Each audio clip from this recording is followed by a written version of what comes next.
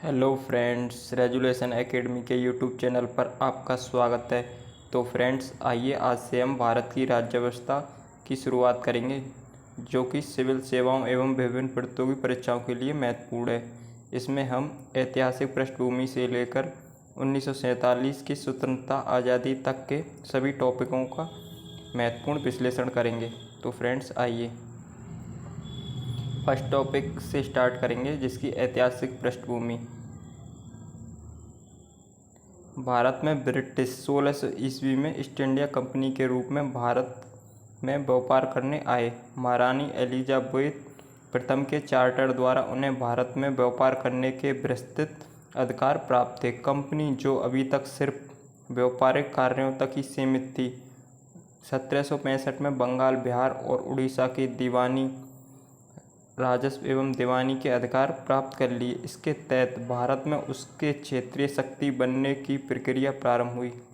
1858 में सिपाही विद्रोह के परिणाम स्वरूप ब्रिटिश ताज ने भारत के शासन का उत्तरदायित्व प्रत्यक्ष अपने हाथों में ले लिया।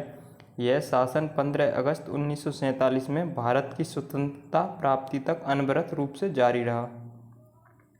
स्वतंत्रता मिलने के साथ ही भारत के लिए एक संविधान की आवश्यकता महसूस हुई।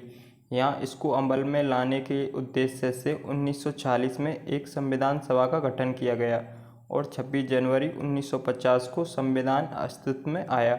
यद्यपि संविधान और राज्य व्यवस्था की अनेक विशेषताएं ब्रिटिश शासन से ग्रहण की गई थीं, तथापि ब्रिटिश शासन में कुछ घटनाएं ऐसी थीं जिनके कारण ब्रिटिश शासित भारत में सरकार और प्रशासन की विधिक रूपरेखा निर्मित की गई। इन घटनाओं ने हमारे संविधान और राजतंत्र पर गहरा प्रभाव छोड़ा। उनके बारे में विस्तृत व्याख्या दो शीर्षकों के अंतर्गत कालक्रमबद्ध रूप से यहाँ दी गई है, जिसमें है पहला, कंपनी का शासन 1773 से 1858 तक रहा, और सेकंड, सम्राट का शासन, जो कि 1858 से लेकर 1947 तक रहा। कंपनी का शासन 1773 से 1858 तक, जिसमें है 1773 का रेगुलेटिंग एक्ट। इसके बारे में आज हम महत्वपूर्ण विश्लेषण करेंगे, जो कि परीक्षा की दृष्टि से महत्वपूर्ण है बहुत।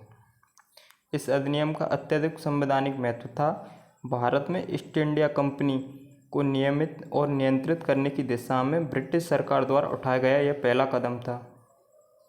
इसके द्वारा पहली बार कंपनी के प्रशासनिक और राजनीतिक कार्यों को मान्यता मिली एवं इसके द्वारा भारत में केंद्रीय प्रशासन की नींव रखी गई। इस अधिनियम की प्रमुख विशेषताएं इस प्रकार थी। इस अधिनियम द्वारा बंगाल के गवर्नर को बंगाल का गवर्नर जनरल पद नाम दिया गया एवं उसकी सहायता के लिए एक 4 सदस्यीय कार्यकारी परिषद का गठन किया गया। उल्लेखनीय है कि ऐसे पहले गवर्नर लॉर्ड वारन हेस्टिंग थे, जो कि ये हैं। इसके द्वारा मद्रास एवं बम्बई के गवर्नर बंगाल के गवर्नर जनरल के अधीन हो गए, जबकि पहले सभी प्रेसिडेंसियों के गवर्नर एक दूसरे से अलग थे। अधिनियम के अंतर्गत कोलकाता में 1774 में एक उच्चतम न्यायालय की स्थापना की गई, जिसमें मुख्य न्यायाधीश और 3 अन्य न्यायाधीश थे। इसके तहत कंपनी के कर्मचारियों को निजी व्यापार करने और भारतीय लोगों से उपहार एवं रिश्वत लेना प्रतिबंधित कर दिया गया। इस अधिनियम के द्वारा ब्रिटिश सरकार का कोर्ट ऑफ डायरेक्टर्स कंपनी की गवर्निंग बॉडी के माध्यम से कंपनी पर नियंत्रण सशक्त हो गया। इसने भारत में इसके राजस्व, नागरिक और सैन्य मामलों की जानकारी ब्रिटिश सरकार को देना आवश्यक कर दिया गया। रेगुलेटिंग एक्ट से संबंधित कुछ आए हुए महत्वपूर्ण प्रश्न, जिनके आंसर आप खुद ही दे सकते हो। निम्नलिखित में से किस एक्ट द्वारा भारत में केंद्रीय प्रशासन की नींव रखी गई? तो इसका आंसर है 1773 के रेगुलेटिंग एक्ट द्वारा रखी गई थी। निम्नलिखित में से कौन सा एक्ट भारत में ईस्ट इंडिया कंपनी के कार्यों को नियमित और नियंत्रित करने की दिशा में ब्रिटिश सरकार द्वारा उठाया गया यह पहला कदम था? तो यह 1773 का रेगुलेटिंग एक्ट था। किस एक्ट द्वारा बंगाल के गवर्नर को बंगाल का गवर्नर जनरल नाम दिया गया? इसका भी राइट आंसर है 1773 के रेगुलेटिंग एक्ट। 1773 का रेगुलेटिंग एक्ट द्वारा बंगाल के गवर्नर जनरल की सहायता के लिए एक कार्यकारी परिषद का गठन किया गया था, जिसमें सदस्यों की संख्या थी इसमें सदस्यों की संख्या 4 थी। किस एक्ट द्वारा कोलकाता में एक उच्चतम न्यायालय की स्थापना की गई थी? इसमें 1773 के रेगुलेटिंग एक्ट द्वारा कोलकाता में एक उच्चतम न्यायालय की स्थापना की गई थी।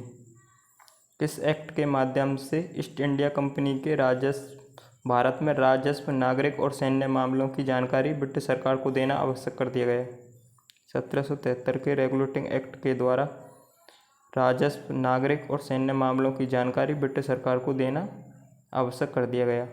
तो फ्रेंड्स, इसी प्रकार हम नए नए टॉपिकों के बारे में चर्चा करेंगे, जो कि स्वतंत्रता प्राप्ति तक जितने भी महत्वपूर्ण टॉपिक्स बनते हैं उनके बारे में हम सभी का विश्लेषण करेंगे। Thanks for watching.